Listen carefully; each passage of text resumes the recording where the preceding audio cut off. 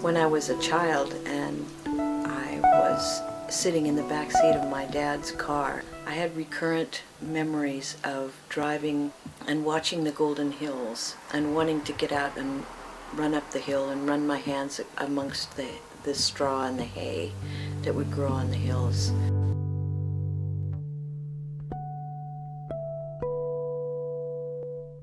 People often ask me if the rug is commissioned, and I answer that my heart commissioned the rug when I was 5 years old. My heart asked me to recreate these golden hills, and it took a very long time to find the skills to be able to achieve that. With the spinning and the dyeing, the natural dyeing, and the medium of the pile rug, I have been able to realize that dream.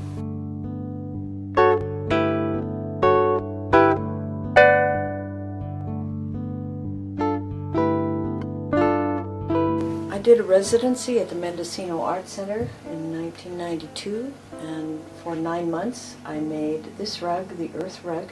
I wanted to pretend like I was an astronaut and looking back at the Earth as a planet, as a unit, as a whole, without borders.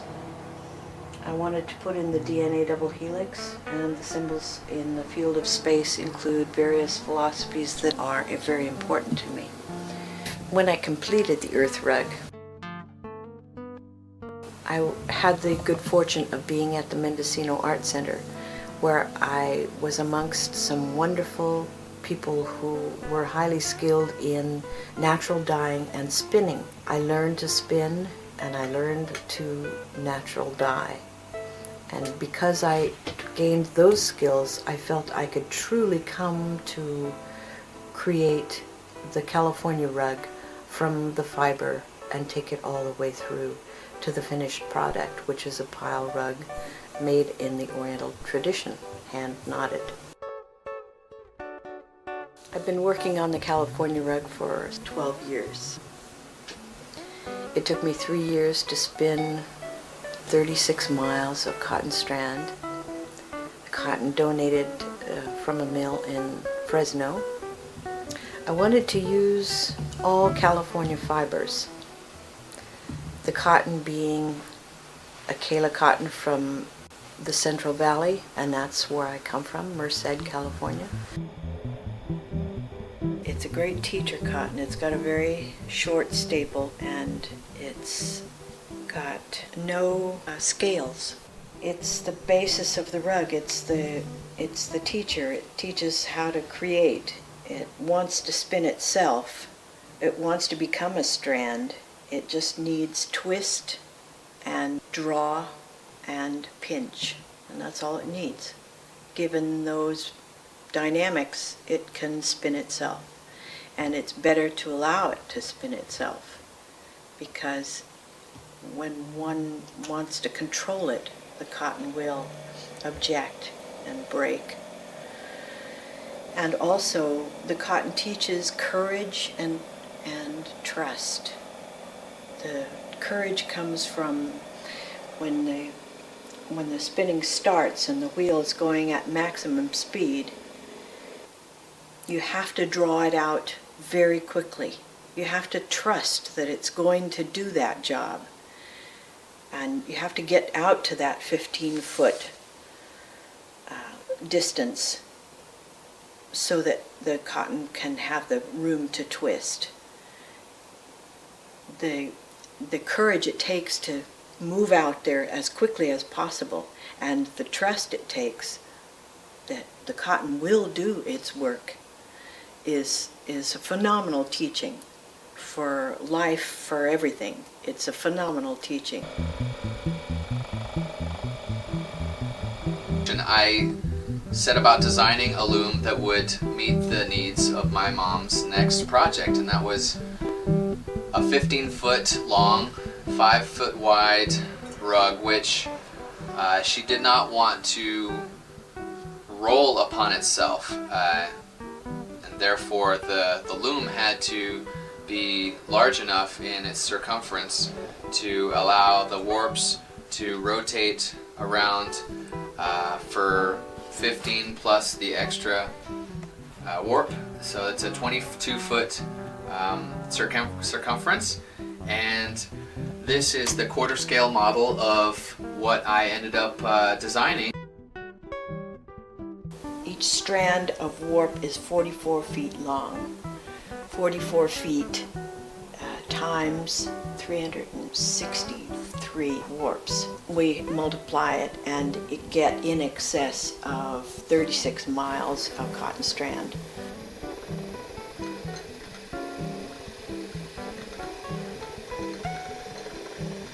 The 3 strands are built up on 3 bobbins, and those 3 strands, those 3 plies, are plied again to make a 9-strand 3-ply.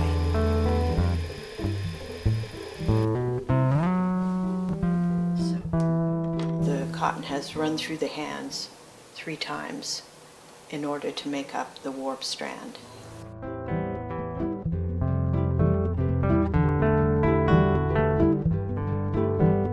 The pile is made up mostly of wool, which is the easiest fiber to spin.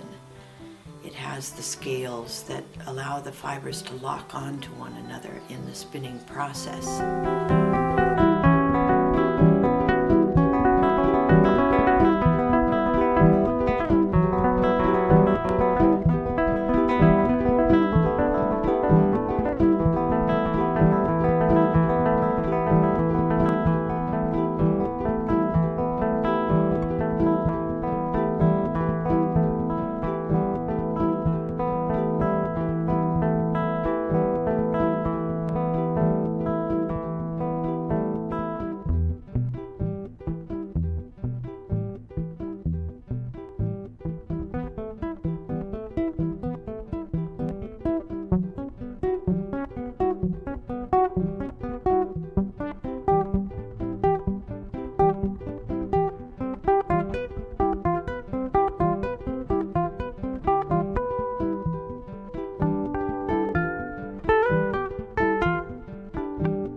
This plant is Indigo tinctorum.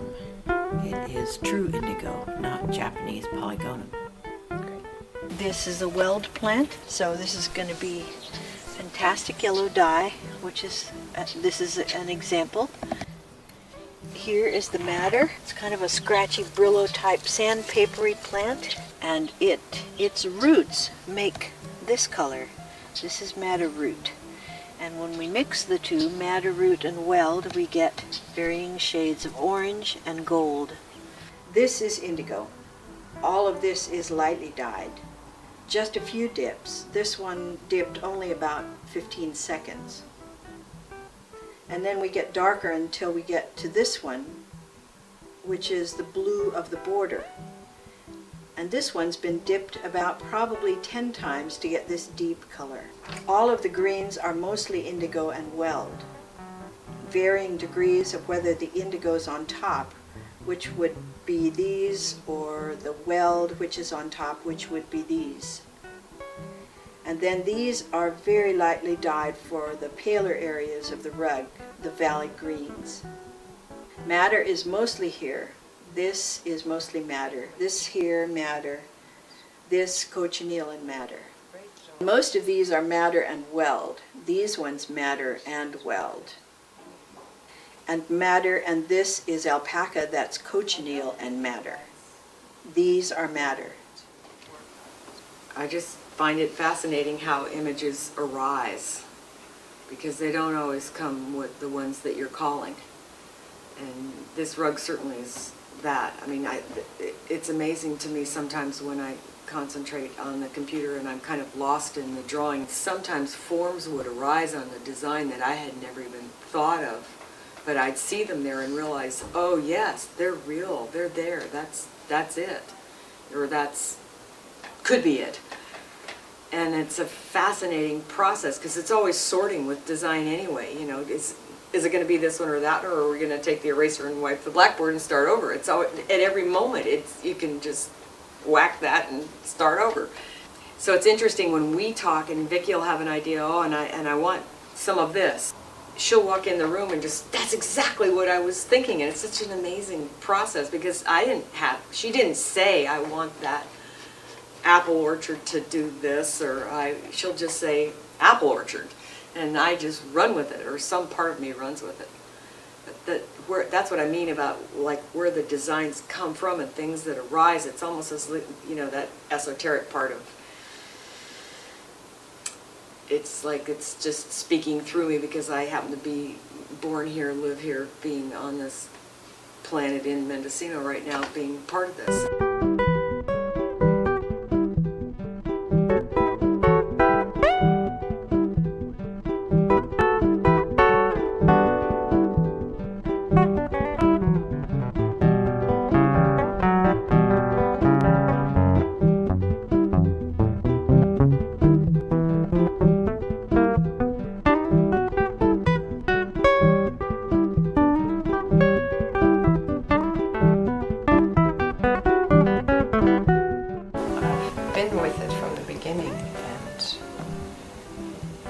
Great joy doing this very ancient method of being.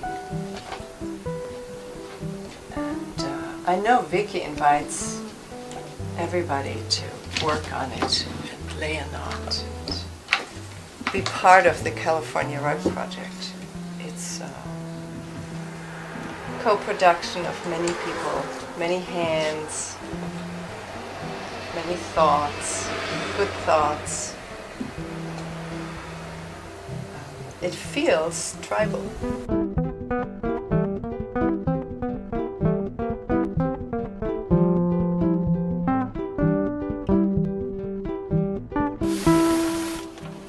Between each row of knots, I have to mark on the cartoon who worked on this row. I have to take off the strands that I've been working with and then cut the ones that are on the rug right now.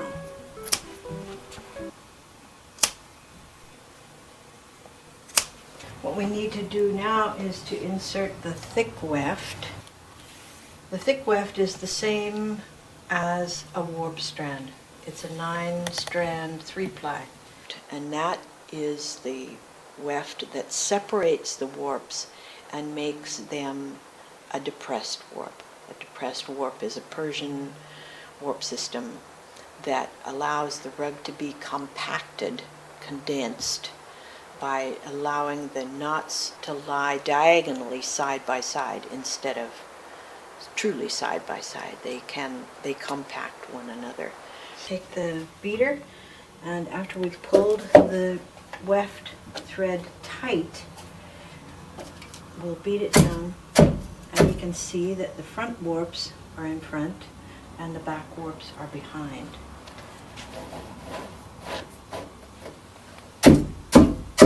Change the shed, we bring the shed stick down, and there's the cross there. We want to disturb the cross, so we strum it so that the back warps now are forward. And we're going to make the back warps stable in their forward position. And that is where this Navajo system comes into play and becomes so useful. Now we have a shed that we call the reverse shed. The thin weft, the sinuous weft, which goes into the reverse shed, is a 2-ply, and that will sinuously follow the depression that the thick weft has made. It also creates the plain weave. We're going to continue the depression and lock it into place by maneuvering the weft thread around the warps. And so we hand place the weft to allow it to sinuously follow this depression in the warps. We want to bed the row, bed the weft, bed the knots. So we do.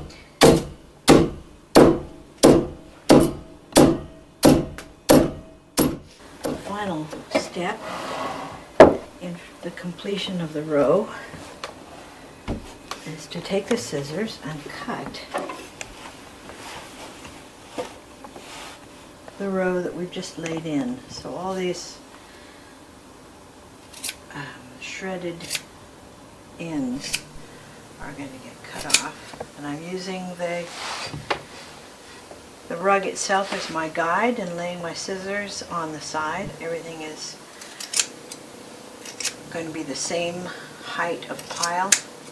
And later on, when we've taken the rug off the loom, we will go back and detail what contour cutting we're going to be doing at the end of the process. I fold the cartoon to bring the current row closest to the knotting.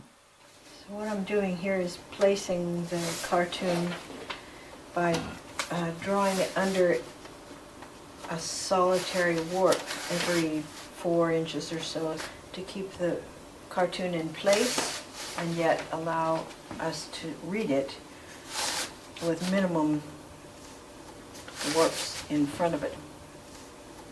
For me to make this statement about the state of the state, it's been important to me to have the rug be large. The state is large, the statements are large, and so the size of the rug had to be large. 5 feet wide is its width, and 15 feet being 3 times taller than it is wide, because the state is generally 3 times taller than it is wide. The rug has several minor borders and a major border with a central field. We're starting with the minor borders on the outside of the rug. We go down to the bottom and see the ocean, which is outside here in the blue, and the city skyline of Los Angeles. We also have some Angora flames coming out of some of the city. Moving across, we see San Diego developing in this corner over here. And then we move from the city skyline into the plant border or tree border. And we have here in the east side of the plant border some sand dunes, and it goes up to some cactus, then up again to Joshua trees, and then it continues up into in the desert to the bristlecone pines starting in the Sierras. The sand dunes run into the oasis of Washingtonia palms. That's the indigenous palm of the state, the fan palm. And we go into this corner here, which has some orange groves and some lemons and some bougainvillea. The next minor border is the high-tech and entertainment industry border. And this has little computers, little monitors and keyboards networked to one another and hooked up to television sets in the corners.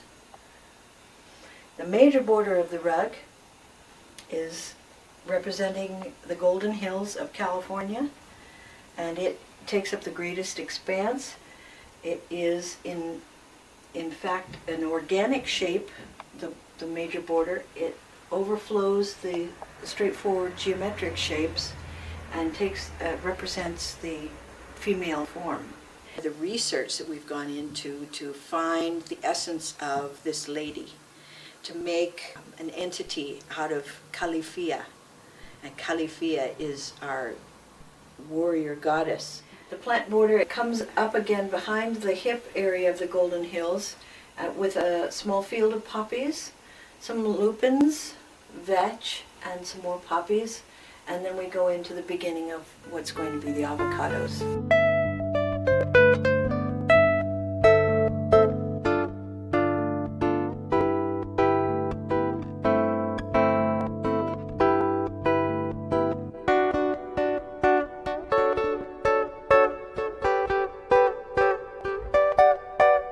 The central field is representing the Central Valley system with the aqueduct bringing water to the valley and the irrigation canals happening. turning what was brown, unirrigated lands into green croplands, cornfields, pistachio orchards, a plowed field, cotton fields. These are raisin grapes, the first vineyards, tomato field. These are selenium deposits and the beginning of the smog. As the valley goes off into the distance, we have the smog beginning to cover the valley. This is Alice, my Angora rabbit. She provides the fiber for the smog over the Central Valley. That feature is one of the central features of the rug. In making this rug, I want to make statements about the state of the state, both positive and negative. And the smog and the air quality over the Central Valley is one of the central statements that I am making in the rug. So I pluck her fur. She's got English blood in her, so she's pluckable. And I spin it, ply it, and dye it in tea, and that makes a really good smog for the Central Valley. And she's become my good friend. In a way, the textile part, that's what always fascinated me too, was that, okay, animal out there and then rug here, and what's all those steps in between? And of course, Vicky's phenomenal, skill coming here and spinning and learning and taking it to this art is just, it's amazing. And then when you came up with this idea of doing this rug, and you're spinning and spinning and spinning for 2 years, and we're talking about the design, and I'm still not seeing any drawings in me. I'm just, give me paper, let's draw, let's get some of this down. And I'm just bursting with ideas at this point, wanting to draw it, and then making this understanding that of course we should, it was like just we discovered that of course we should work together. Thank you. I'm making this rug to convey my depth of reverence for this land. I'm making it for the people that have come to revere this land as much as I do. The rug is meant to be a gift, a kind of thank you note, so that I can leave the world feeling like I've done something that other people can enjoy and learn from and feel good about.